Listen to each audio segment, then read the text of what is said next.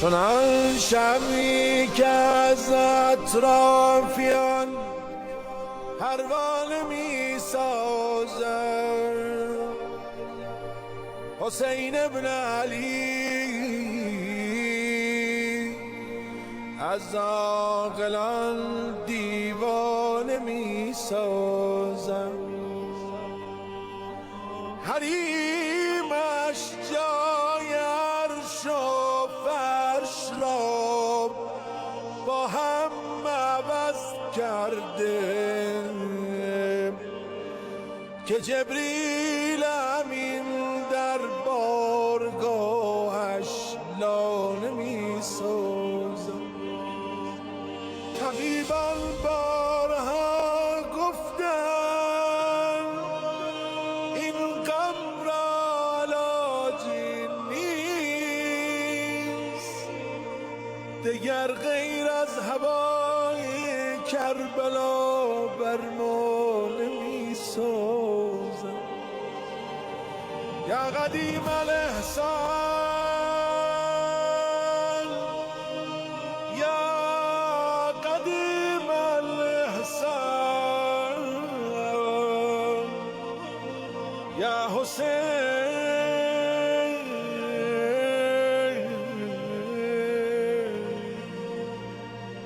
یا حسین. ما در کنار دختر موسی نشسته ایم. ما در کنار دختر موسی نشسته ایم. عمریست محو او به تماشا نشسته ایم. بوی مدینه میوزد از شهر ما، بیا. بوی مدینه میوزد از شهر ما، بیا. ما در کنار حضرت زهرا نشسته ایم. قم سالهاست با نفسش زنده مانده است. قم سالهاست با نفسش زنده مانده است. باور کنید پیش مسیحا نشسته ایم.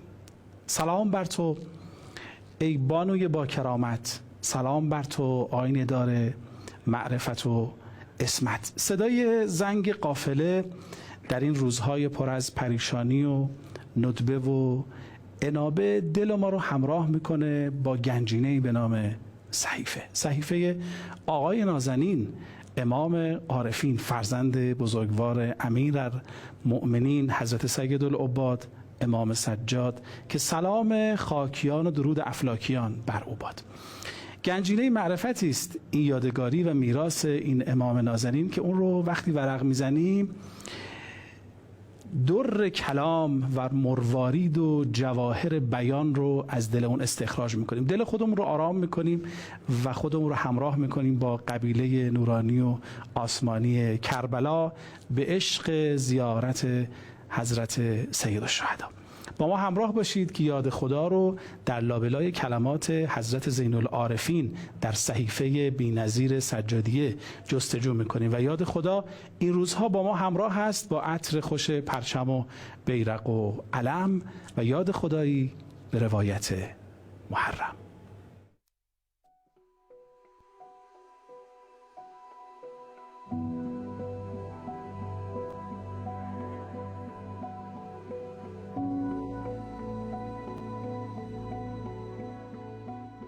کلمه ها طوفان بودند، جمله ها موج در موج پیش می آمدند و قلب لشکر سیاه دل کوفه را می شکافتند. مرد انگار دریا بود، انگار کوه نهیب زد. فرومایه پسر فرومایه، مرا در دوراهی کشته شدن با شمشیر یا قبول خاری قرار داده است. اما هیهات که ما زیر بار ذلت و خاری برویم. کلمه ها از گلوی پسر بیرون می آمدند و رنگ صدای پدر را داشتند.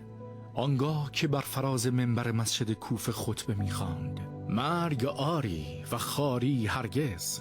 مردم هموار از ترس ذلت به سوی ذلتی دیگر می شتابند. کلمه ها از دیوار بلند تاریخ گذشتند و نسلها را در نوردیدند.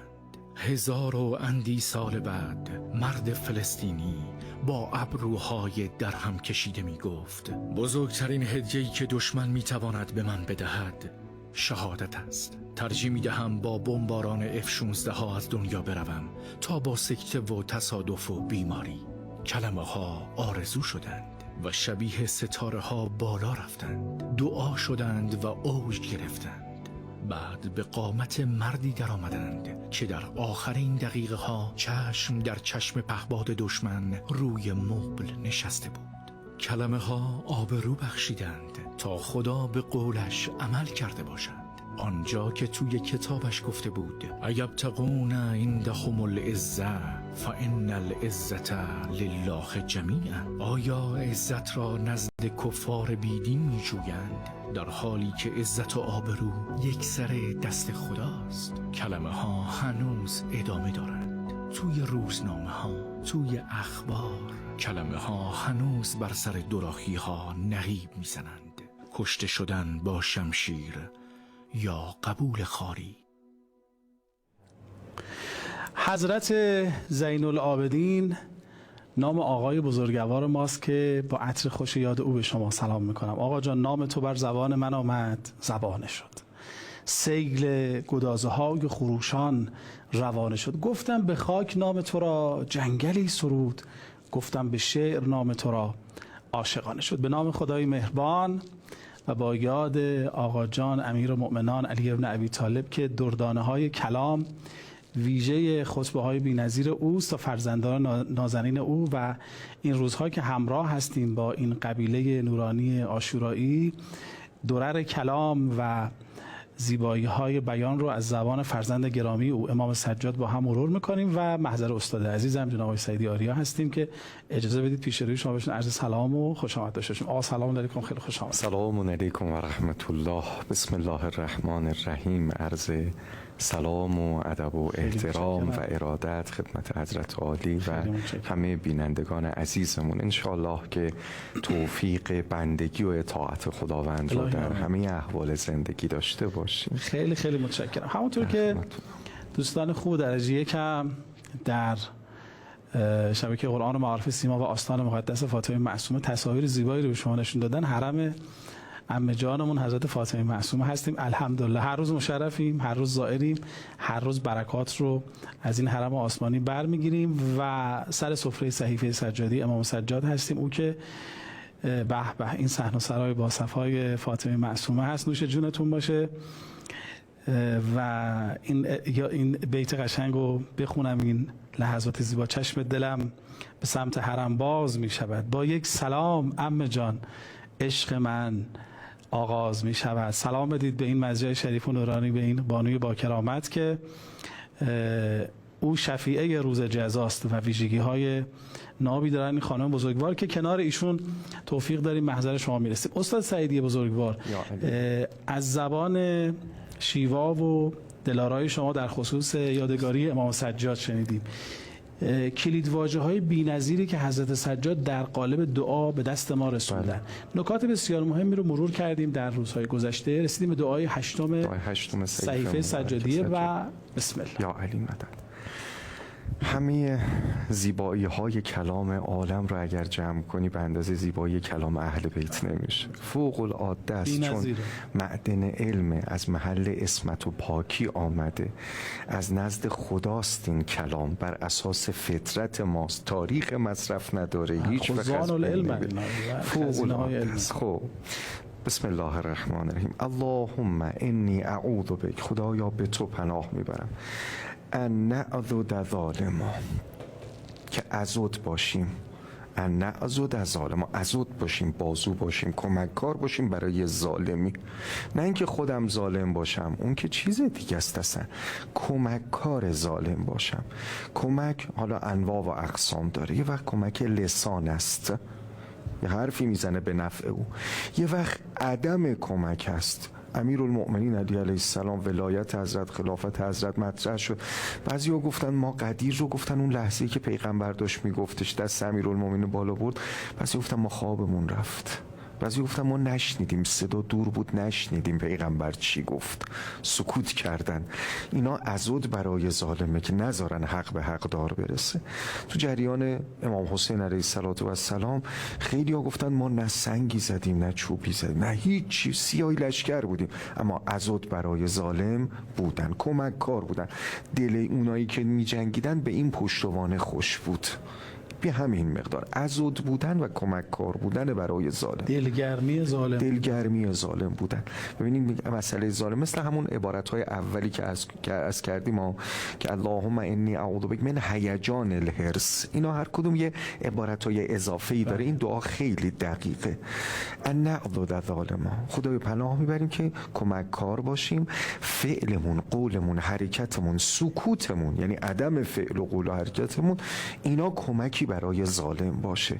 عنوانش تو فقه اون بر ظلم، کمک بر ظلم است که حرمت داره، به هر صورتی هم که باشه حرمت داره. استاد سیداری، یعنی ممکنه بی‌تفاوتی ما هم بله کمکی به ظالم باشه. عبارت بعدی همینه، حالا که فرمودید بخونید. جسارت کردم. او نخذل ملحوفا، نخذل ملحوفا، خذلان، عدم النصره. خیلی کلمش برامون آشناست. خدای چرا خذلان رو میشنویم یاد یه روایت معروفی میافتیم.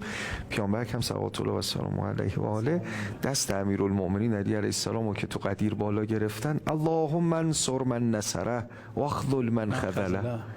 خدا کمک کن هر کسی که علی رو کمک کرد. واخذل، خذلان همینجا هم شنیدیمش. خدایا کمک نکن، معنیش عدم النصر است. دو تا گروه داریم ما، یا کمک میکند یا کمک نمیکند. اونایی که ساکتن میگه به من ربطی نداره، من نه این طرفی هستم نه اون طرفی هستم، اون حالت سکولار بودن، میگه من به این حرفا کاری ندارم، من دارم نمازمو تو مسجد میخونم، کاری ندارم که علی باشد یا غیر علی باشد. این حرفی که شنیده شد اون زمانشم. اینا جزو نفرین پیغمبرن. واخذل نفرین داره حضرت میکنه، من خذل، خدایا نصرت نکن. پس جزء نفرین پیغمبرن. بله. کسایی که این روزها در مقابل جنایت اسرائیل ساکتن. همسایگان فلسطینن، کسایی که در مقابل حمله به ایران عزیز ما ساکت بودن و بی تفاوت بودن، اینا جزء نفرین پیغمبرن. اون قسمت اول که عضد برای ظالم اگر باشن که دیگه هیچ، اون که عضد باشن، یه حرفی بزنه یه کاری بکنه. اینایی که میگه که به ما ربطی نداره، من فعلا دارم زندگی خودمو میکنم، من فعلا دارم حتی متدینش باشه بگه آقا من به این چیزای سیاسی کاری ندارم، اون ولایت فقیه هست و چی هست، من به اینا کاری ندارم، همون خذلان است، عدم النصره هست. گفتم خذلان رو تو مصدرش ببینید، عدم النصره. خدایا پناه میبرم به تو، من اللهم انی نعوذ بک ان نخذل ملحوفا. ملحوف زمین شکست خورده، زمین خورده. یعنی امام سجاد میفرمایند که بی تفاوتی ممنوع. اصلا باید مثل شیطان رجیم از به خدا پناه برد. یه روایت کوتاه امام صادق علیه السلام فرمود اگر کسی ببینه یه فقیری رو، یه کسی که کمک احتیاج داره و خودش هم پول نداشته باشه کمکش کنه، امکانات کمک نداشته باشه، فقط بگه خدایا کاش داشتم به این کمک میکردم، حسرت بخوره. آره خدا به اندازه‌ای که داشت و کمک میکرد خدا اجر بهش میده. یعنی ما حق نداریم حتی موقعی که امکانش هم نداریم بی تفاوت باشیم. یعنی وقتی داری تلویزیون نگاه می‌کنی بچه‌ها رو تو یمن نشون میده، تو غزه نشون میده، ظلم این اسرائیلی‌ها رو داره نشون میده، این کشتارهای اینها رو نشون میده تو مملکت خودمون. بله هیچ امکانی ندارم ولی میتونم نفرینشون کنم. دعایی برای اونا میتونم بکنم. یه دعایی برای اونا، نفرینی به این و این که دلم بسوزه. ما آدمیم، قلبمون فشرده میشه وقتی ظلم میبینیم. و خیلی ابزار شیطانی یکی از ابزاراش بی تفاوت کردن آدم. اصلا استاد سیدی یکی از چیزایی که کربلا رو به وجود آورد بی تفاوتی ادعی بود. آفرین. به امام حسین و اهل بیت پیغمبر بی تفاوت بودن. خدایا ببخشید این جمله رو من کار میبرم. و امام حسین غریب ماند. یعنی اونها امام حسین رو به خاطر بی‌تفاوتی دیگران غریب گیر آوردن، غریب گیر آوردن. بله غریب گیر آوردن. و اگر این بی‌تفاوتی نبود، اظهار نظر همه بود، همراهی با ابا عبدالله علیه السلام بود، کی جرأت می‌کردن بیان این کارا رو انجام بدن؟ اینا هی انجام دادن. ببینید مثلا مسلم ابن عقیل و رضوان خدا بر همه شهدا و صدیقین، اینا شهید کردن، بعد بازخوردش رو دیدن، هیچ اتفاقی نمیفته. پس اگر امام حسین علیه السلام هم شهید کنیم باز هم اتفاقی نمیفته، کسی جلو ما نمیسته. یعنی همیشه اندازه های کوچک رو اینا انجام میدن ببینن بازخوردش چیه. این خذلان انسان ملهوف، این که اگر آدم تنها بذاره، نگاه میکنین مرحله های بعدی رو داره. یعنی اگر پیشگیری نکردیم مراحل بعدی رو داره. حالا هر موقع بفرمایید من عبارت‌های بعدی رو بخونم. اون نروم مولی سلنا به حق، خدایا پناه میبرم به تو. این او که اولش داره یعنی اون عطف میشه. اعوذ بک، خدایا پناه میبریم به تو از اون جایی که حقمون نیست ورود کنیم. اون چیزی که حقم نیست نسبت بهش تمایل داشته باشم. حالا یه وقت تو مالیه، یا جای حق من نیست، این مسئله اینقدر حقوق نیست. یه وقت تو جایگاه اجتماعیه، این صندلی و این کرسی و اینجا حق من نیست ولی دارم ورود میکنم. یه جا توی یه بیانه، اینجا حق من نیست، اینجا بیانی داشته باشم دارم. اون جایی که حقو نمیدونم، حق من نیستش ورود بکنم. و آخری او نقول فی العلم به غیر علم، جایی که بلد نیستم حرف بزنم. آخ که از این ما چقدر صدمه خوردیم. میری نگاه میکنی طرف به اندازه یک تحلیلگر نظامی ژنرال نمیدونم درجه‌ای که سپه بود داره تحلیل میکنه. اطلاعات از کجا آوردی؟ من خودم تو اینترنت خوندم. نهایت آخرش میخواد همینو بگه. اصلا میمونه آدم بعد درصد میگه، بعد تحلیل میکنه، نتیجه میده، دنیا رو جمع میکنه، تفریق میکنه. بله خیلی خیلی متشکرم. چقدر کلام آقا جانمون امام سجاد که جان عالم به فدای او باد زیباست. فرمودن بی تفاوت نباید باشیم، نباید اون و یاور و ناصر ظالم باشیم، نباید نسبت به ظلم اهل سکوت باشیم، اهل چشم بستن و تغافل باشیم که خود اینها ظالم پروری است. انشالله که خدا به هممون توفیق بده از این کلام گوهربار آقا جانمون امام سجاد بهره ببریم. کنار حضرت فاطمه معصومه هستیم، نواز زیاره شما هستیم، با ما همراهید. با یاد سمت حرم باز می شود، با یک سلام عشق من آغاز می شود. پر می کشد دلم به هوای طواف تو وقتی که لحظه پرواز می شود. کافیه که به این ذریح با عمق جان، با اعماق قلبت سلام بدی به این بانوی با کرامت که او شفیعه روز جزاست.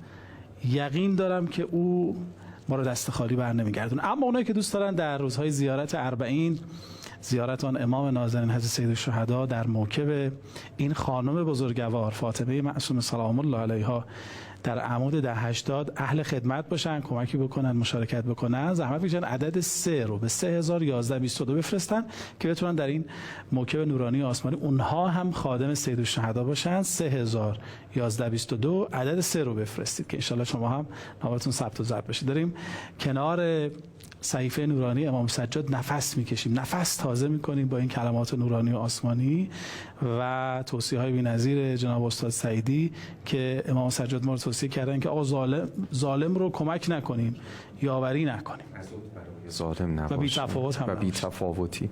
و این هر دو عبارت هستش. یعنی اون عضد برای ظالم که العیاذ بالله خیلی مسئله است، خود ظالم بودن که جای خودش داره و حتی سکوتش هم مسئله است. عرض کردیم اون جایی که حقمون نیست حق خودمون بدونیم و اون جایی که بلد نیستیم حرف بزنیم.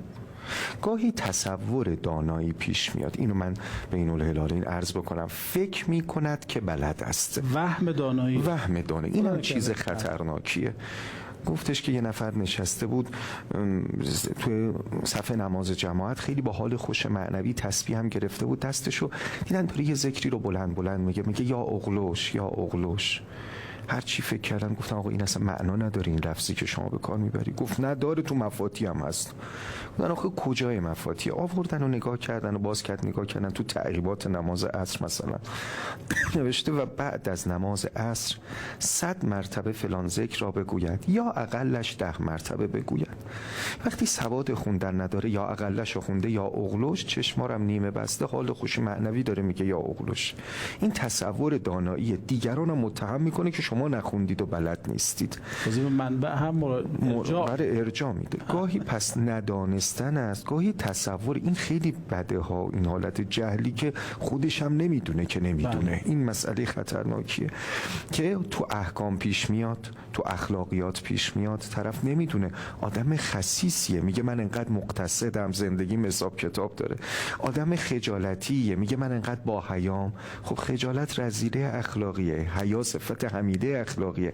وقتی بلد نیست تو اخلاقیات هم جای شهید و جلادش عوض می شود. تسویل بهش میگن، بل سولت لکم انفسکم، قرآن کریم. بله این تسویل است، عوض می کند حالت ها رو. تو اعتقاداتش هم همینه. داعشی می شود قربتا الی الله اکبر فلان، الله اکبر سر می بره، الله اکبر کشتار، الله اکبر زن و بچه مردم. یعنی چیزای عجیبی که می بینید. امان از جهل، امان از جهل، امان از جهل. که من اگر بخوام به صراحت عرض بکنم، اهل بیت علیهم السلام کشته شمشیر نیستن، کشته جهلن، نادانیان. یعنی این روزه من یه وقتایی میخوام برای امیرالمؤمنین علی علیه السلام بخونم، واقعا حال خودم منقلب میشه. حضرت بیاد بحث شمشیر و مارمزون شب 21 و شب 19 اونا جای خودشا، ولی حضرت بیاد بگه سلونی قبل ان تفقدونی، بپرسید از من قبل از اینکه از بین شما برم، منو نداشته باشید سوال کنید. دارید با سبب متصل ارض و سما حرف میزنید، دارید با معدن این. بعد طرف بیاد بگه موهای من چند تاست.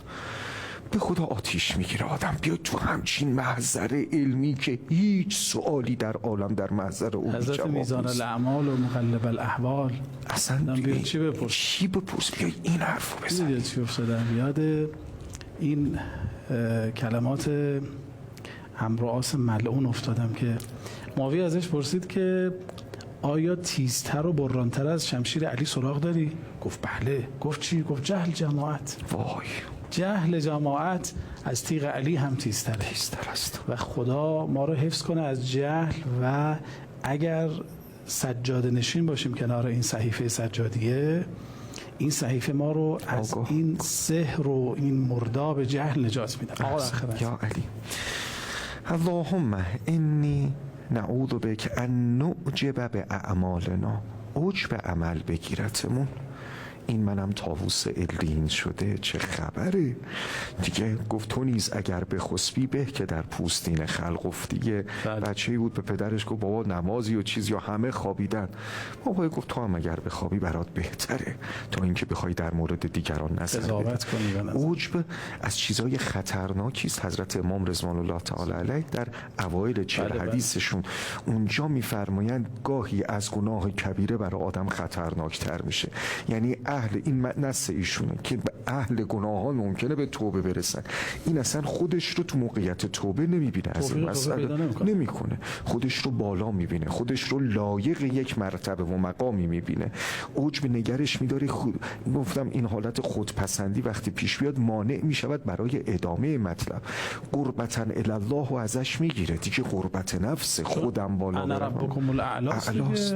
منتها یه وقت فرعون است، یه وقت تو سجاده نماز اتفاق میفته، یه وقت تو تنهایی اتفاق میفته. ریا اونیه که جلوی دیگران باشه، اون یه بحث دیگه ای داره. عجب خودش تنهایی اصلا منتها یه کیفیه، یه چیزیه که بابا عجب خبرایی اینجا، بیان عالم ببینن چه خبره. همینم که من نمیرم به کسی بگم، همینم داره ریاء به عنوان عجبش داره انجام میده. خیلی سخته، خیلی این که آدم خالص برای خدا باشه خیلی سخته، خیلی اخلاص واقعا سخت. خدایا پناه میبرم به تو و نمد فی آمالنا. خدایا مد عمل، طول العمل هم گفته شدن با الف، آرزوهای طولانی. باید انقدر عمر کنم، باید اینو بخرم، اینو داشته باشم.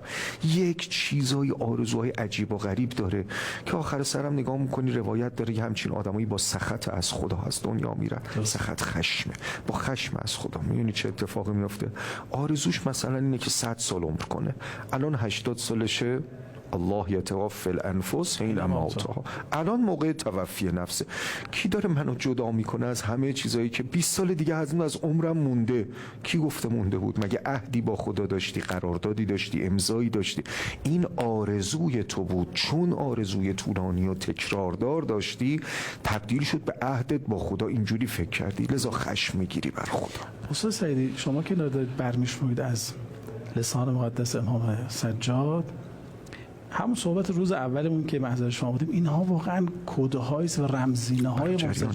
یعنی این عبارت رو که میشنویم یاد عمر سعد میافتیم که من گندم ری. آفرین. اونایی که خودشون رو سجاده نشین میدانستن قربت الی رفتن امام کشی کردن. این عجبه که وجود داشت. اونایی که اهل جهل بودن، جاهل بودن نسبت به جایگاه شأن، یعنی امام سجاد سلام الله علیه روحی فدا دارن تک تک ویژگی‌های ظالمین و قتله کربلا رو همین آدرس ها همینه. یعنی اینها رو رعایت نکردید که اون اتفاق براتون افتاد. من از شما خیلی معذرت، ولی یه دقیقه فرصت بیشتر ندارم. خواهش میکنم. ممنونم. پایان کلام. یک، آشنا بشیم با این کلام. الله ولی الذین آمنوا یخرجهم من الظلمات الی النور والذین کفروا اولیاءهم الطاغوت. اگه اینها تو خونه های ما رواج نداشته باشه، در قلب های ما رواج نداشته باشه، اولیا و سرپرست های ما دیگران خواهند شد. خیلی متشکرم. سلامت باشین. الحق و الانصاف، جدا دارم عرض میکنم. اونایی که این روزها درگیر بیماری های خدای نکرده روحی، روانی، گرفتاری های زندگی هستند، دنبال تراپیست میگردند، دکتر میگردند، قرصی بخوریم، آرام بخشی بخوریم، این گنجینه امام سجاد رو روزی 10 دقیقه ما بخوانیم، ببینیم که آقا جانمون امام سجاد به ما چه توصیه، چه تجویز کردن، چه نسخه‌ای برای ما صادر کردن، بخونیم، بهش تأمل کنیم، بهش فکر کنیم، سعی بکنیم در خودمون نهادینه بکنیم. خدا میدونه ما شاگردی آقای سعیدی رو می‌کنیم. اکثر مشکلات روحی روانی و مشکلات خانوادگی ما استاد حل خواهد شد. خیلی از شما ممنونم. ان شاء الله امام سجاد از این قبول کنه. از هممون ان شاء الله. الهی آمین. یه نکته هم بگم، اونایی که عاشق خدمت به موکب حضرت معصومه هستن، عمود 80 طریق نجف کربلا، البته هم که نزدیک، عدد 3 رو به 301122 بفرستن که انشالله از خادمای حضرت معصومه باشه، هم مشارکت بکنن. ما رو از دعای خیر خودتون فراموش نفرمایید. این شبا که روزه میرید، ما هم بعد برنامه قول مردونه به شما میدم، میریم کنار مسجد شریف حضرت فاطمه معصومه، ویژه دعاتون میکنم، بهترین ها رو از خدا براتون میخوام. ممنونم که با همراه بودید. با یاد خدا به روایت محرم، به همراه همه برای بچهای خوب یاد خدا خادمای حضرت معصومه با شما خداحافظی میکنیم. یا علی مدد. خدا نگهدار. السلام علیک یا بنت رسول الله،